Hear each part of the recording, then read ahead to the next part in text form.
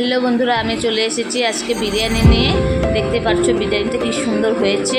তো একদম রেস্টুরেন্টের মতন হয়েছে। আমি ঘরোয়া উপকরণ দিয়ে আমি বানিয়েছি বিরিয়ানিটা।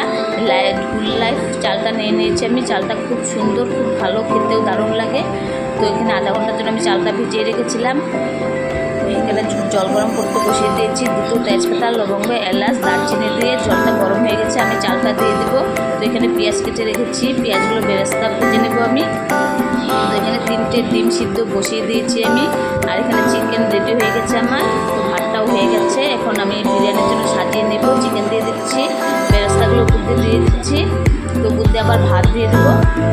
তো আবার চিকেন দিয়ে দিচ্ছি, ডিমগুলো দিয়ে দিচ্ছি। 1 চামচ ঘি দিয়ে ভিজিয়ে রেখেছিলাম কেশর, ওটা দিয়ে দিয়েছি। তো 10 মিনিটের জন্য আমি লো আছে রেখে দেবো। তো হয়ে গেছে আমার বিরিয়ানি রেডি। দেখতে পাচ্ছ কি সুন্দর হয়েছে, একদম খেতেও দারুণ হয়েছে। তো একদম রেস্টুরেন্টের মতন।